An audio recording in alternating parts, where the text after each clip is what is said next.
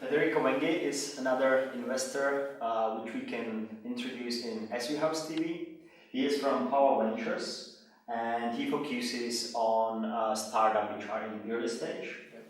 And especially in Silicon Valley, the valuation are super high sometimes, and we have more and more unicorns. And people start to say that the market is overheated, that the investment bubble can burst. What's your opinion about that? Yeah.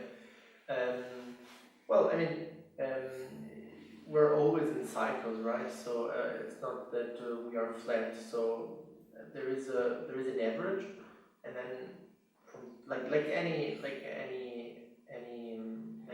there is an average, and then sometimes you are above the average, and sometimes you are below the average. I think that it's safe to say that we have been in the last year in a very abundant market for funding, and the stock market has been performing greatly in the last 4 years. So the probability that we are in a higher phase, in an upside cycles, I think it's safe to say that. And it's safe to say that we could revert to the long-term average, but it's, yeah, I think it's like that. It's I wouldn't use the word bubble because the bubble means that actually it's only inflation. There is nothing to sustain it. Because if you think of how a bubble is made, it's empty. There's nothing inside, and I don't think this is the case. There's a lot of inside. People just dream. Let's get back to the old brick and mortar business. So that's not going to happen, and nobody fears it. Yes, we are now in an abundant phase in an upside cycle, which is likely to be followed from a down term. That doesn't mean that companies won't find money. So, see, we have we and a lot of other funds has announced new funds. So the money has been committed by our investors, and we are committed to invest it. So regarding on how the stock market is moving, we are going to invest the money. And so think about one of the worst financial crises ever. So the one of 2008 and 2007. Great companies were funded in that period. Square was funded in 2008. There are a lot of companies founded in that period. I think, if I'm not mistaken, Amazon went public in 2000. So just about the time of the dot-com bubble. So in Tesla 2008 as well. Yeah. So thank you for helping me with that. So there are a lot of companies who also, if we enter a down cycle, there will be a lot of great companies, and there will be money for them. We we'll probably see less generous valuations, but that's not necessarily a bad thing. And now, if startup decides to raise the money and they are interested in you or in your fund, what is the best way how to approach you and where people can meet you? So I think that works for us, but I dare to say works for most of the fund. I'm telling you because I used to work with all of them, so I know how they are. So the very best way is to be recommended by someone that we know. So ideally, the dream scenario for an entrepreneur would be if the CEO of one of our most successful company calls me and tells me, "Hey Federico, I want to introduce you to this guy. He has I know him since 10 years. Work together with him. He's the best. Please have a meeting with him. You won't regret it." Dream scenario. Probably the reality is that if an entrepreneur come here, he doesn't know nobody in our portfolio. So the idea is to try to network your way up. And that might take some time, but it's more effective than cold calling. How you start here, you start working, you start getting a name, getting embedded in the system, and then you get a recommendation from someone in our network.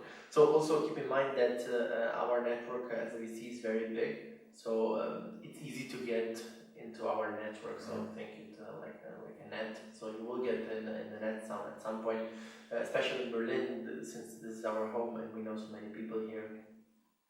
So this is definitely the best way to reach us. Should this absolutely not work, or you have already committed 70% of the run and you're looking for the last 30% and you're on time pressure, so if this is absolutely not possible, then you can definitely write me an email. Maybe you can give the address, no problem. You can find it also on the website, no problem. That also works. But yeah, recommendation will be the best. So if you're coming cold, then the best way to catch attention, of course, are numbers. So then if you have some traction, that helps a lot to get into the noise. I mean, you have to imagine that a fund like us get 2,000 business plans per year. Yeah. So yeah, if it's not recommended by someone that we know, I mean, it's hard to get through the noise, right? Yeah, my other question was like how to make some do's on how to create the right relationship. So I guess you answered everything. Have the warm introduction. Yeah, and because some investors said, especially if they go out and show their face at events, people approach them and start preaching. It's more like creating relationship. So maybe how are the faces, like open the doors and send an email with pitch deck and then like come with more materials. So as I said, the best way is to get yourself known for your good work. So and to build a professional network, and then use the professional network, earn the right to ask for recommendation, and then ask for recommendation. So I don't know, say that you do a freelance project to accompany our portfolio, and then the people on the team are impressed by your work, and then you say, okay, please give me recommendation. So you kind of earn the right to ask for recommendation, and you use it, and it works. So this could be an example. Going to events, could happen. Before I said don't do event hopping, and I repeat it, but it's something you cannot go, you should go to some. How does that work? I would suggest to make a first contact, and then maybe drop an email and say, it was nice to meet you, I'm working on this, maybe not fundraising right now, just wanted to have a look at the idea and at the website or at the app, and then maybe 1 month later or follow up, or 2 months later follow up, or some weeks later follow up and say, hey, how are you? By the way, look, and then this time frame we have been 20,000 more users on the app, or we did 10k more revenues, or we deployed this version of the tool. At some point in the next month we're going to fundraising, so what do you think? Is it interesting for you? Yes, no, and then follow on that with the pitch deck. This is probably how I would do it. From the other end, are there any mistakes? Hey, you'd say don't do that. Well, you would be impressed by the mistakes, not the crazy things that I see. So sometimes we have received emails with the wrong name of the fund. So I don't know, hey dear early bird, this is my pitch deck, and we're Power Venture, so I don't know. And then also do some research about the fund. So maybe after looking at this video, you should have an idea on what we like and what we don't like. So if you come to us with a gaming company, then it means that you didn't do the research, and because we never invest in a gaming company and we never will. So why wasting your time? So these are absolutely don't, is to have a completely cold email and to not do the research on the fund. So what are your suggestions for an early stage company which has yet to raise a seed round? So definitely my suggestion would be to go as far as you can on the development without any external money. So having some traction will triple your chances to get some fundraising. Especially if you consider that nowadays starting a company has almost no cost. Developing technology can be done. There are a lot of free tools that you can use. seen we have seen a lot of entrepreneurs that are bootstrapping their company to a point that 5 years ago wouldn't be possible at all without VC money. But nowadays it is possible, so I strongly suggest companies to delay VC's money as possible if you want to maximize your chances. So, and it's hard for us to invest in a company that comes pre-product, maybe with the team 50% committed, talking about the project that they have. So yeah, to raise on a pitch deck, I would say that in Berlin nowadays it is only possible from repeating entrepreneurs. And when I mean repeating entrepreneurs, I mean entrepreneurs that have funded and exited successful companies. This is, for example, what we did with Lazada, with our company. We have known the entrepreneur that had Lazada for 2 years. Before that, he started at the age of 23, his first company, and sold it for 10 million or something like that, 10 million euros, US dollars, 10 months later, and then started another company. So in that case, you can raise on a deck, but if not, it's very hard for you to raise on a deck. So especially, as I said, given the time where we live in and the possibilities that entrepreneurs have to start building stuff before having a heavy investment. So yeah, definitely to maximize the chances, come with a company, not with a project. Come with a 100% dedicated team. Come with a product which is ready to be shipped, or at best already shipped and getting some traction.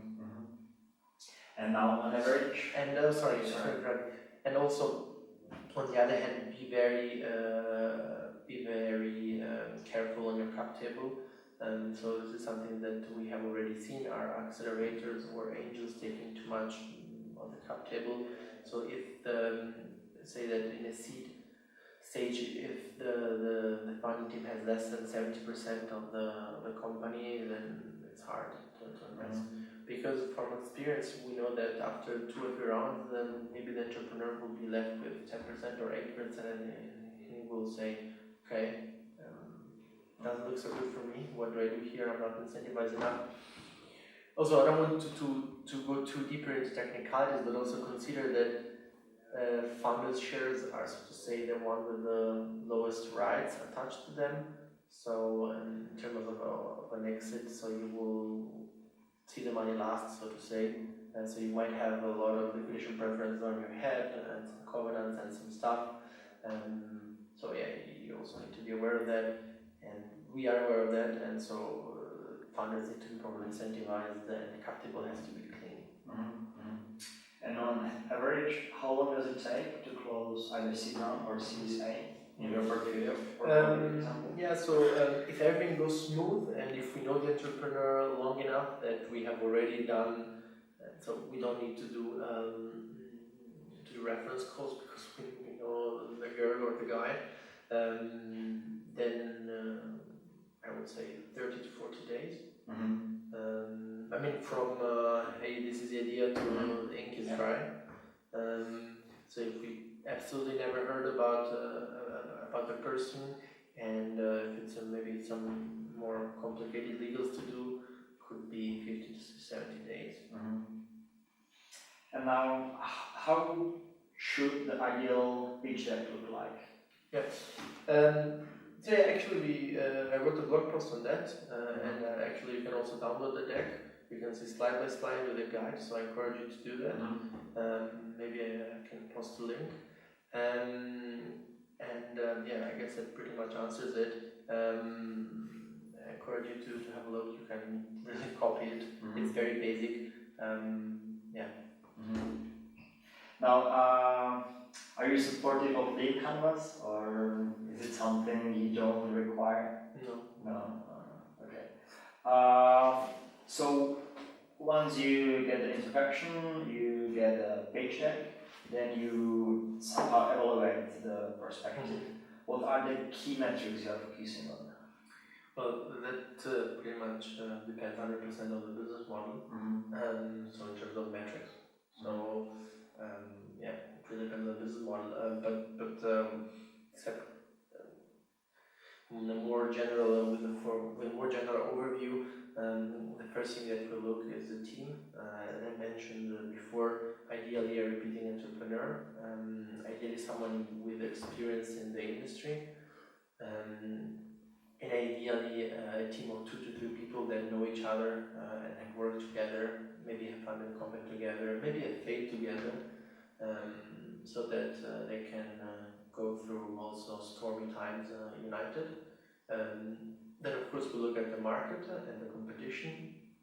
So we would like the company to be in a market which is big and which is sizable, and in which it has the company has the opportunity to be a market leader or second best in a very big market.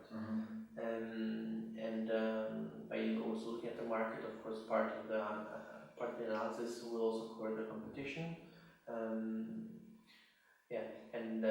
Against competition, we also benchmark the USP of the company, and part of the USP should also be, and the USP should also be defensible. So we also have a look at how defensible the USP is. We try to avoid to get into rat races or execution only risk. So basically, you're doing nothing new. You're just repeating something, and you want to do it quicker and better. Now, what we'd like to do, we would like to have some tech stack that is defensible and that others cannot copy. Hopefully, patent defended. This is how we evaluate the company. And then the matrix, as I said, is really depends on the business model.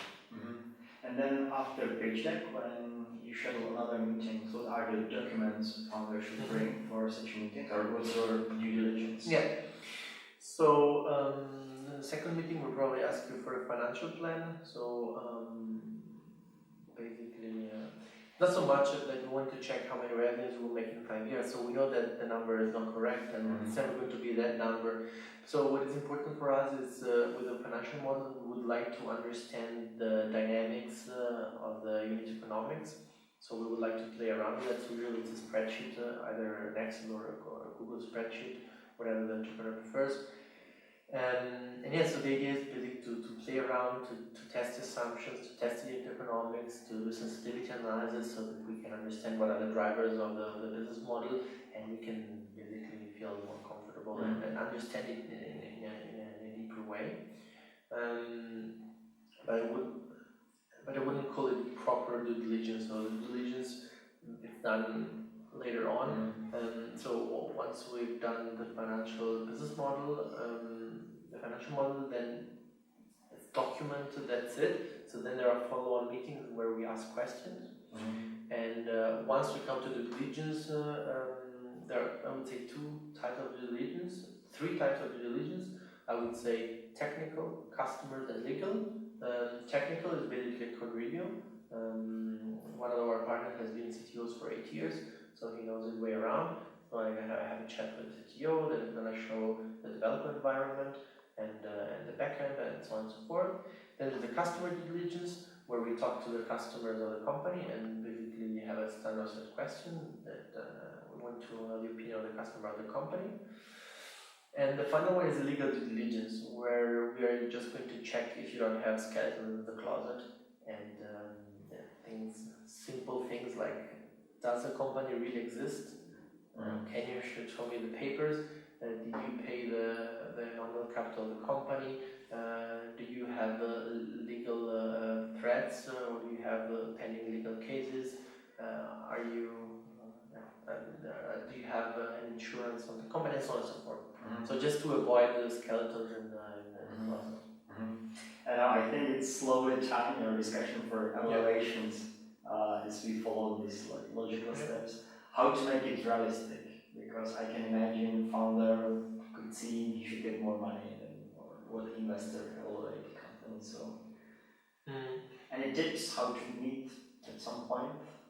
Yeah, sure. So I guess at the end of the day, at the early stage, you don't have a valuation method. So if you're working on a later stage company, if you're working for an M&A or the listed company, then you have the data, evaluation method, you have historic cash flows, and you have good indication on what the price should be. And then there the idea is to see how the growth long term is going, and in an M&A case, what are the synergies and how can they affect the cash flow. So there it's there, so you know how to do it. Just you need to apply the methodology and have a look at the different scenarios.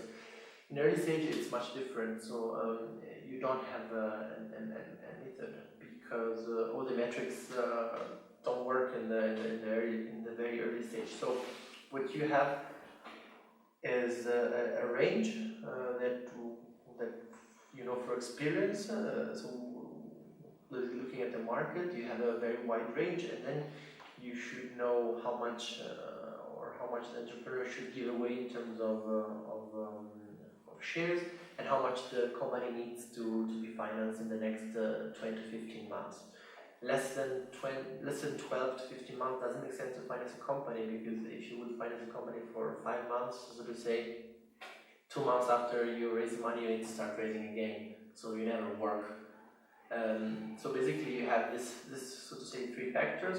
So the range of valuations given the stage, but observing the market and the experience, how much the entrepreneur is willing to give away about the company, and how much do they need to raise the company. And by triangulating those three ranges, you come up with a final valuation. To make you some numbers, we did it in Berlin for a seed company. The pre-money valuation could be between 1 and 4 million. So very wide range. And then what the entrepreneur is giving away could vary between 10 and 25%. And how much do they need to finance a company could vary between 500k and 2.5 million. And yeah, if you take an average of all 3 values, we'll plug them together and see the dynamics of the round and the pre and post. Investor starts cooperate with the founder. What should the founder expect later on? For example, from your side. Well, so let me pride a bit ourselves on that topic, because we put a lot of effort and on portfolio management. So if the investor gets funded by us, he or she can expect a lot from us, because this is what we promise and this is what we deliver. We have a lot of ways in which we try to help our portfolio companies, and so definitely she can expect a lot. But so on a more general way, what investors do in Germany, the average investor will help you to raise the next fund by introducing you to other funds. And we try to take a little further than that, or a lot further than that. And it starts with more strategic consulting, but it goes down to more operational know-how and transfer. We have a very active community in our portfolio, and we have portfolio accounts where companies can get cheaper services through us, and a lot more. But then maybe not the time to discuss it. And my last question: one word of advice for a startup? Be brave. Be brave. Okay. Perfect. I think that was very nice ending. We can now better understand what's going on here in Berlin, and thank you for all the insights. You're welcome.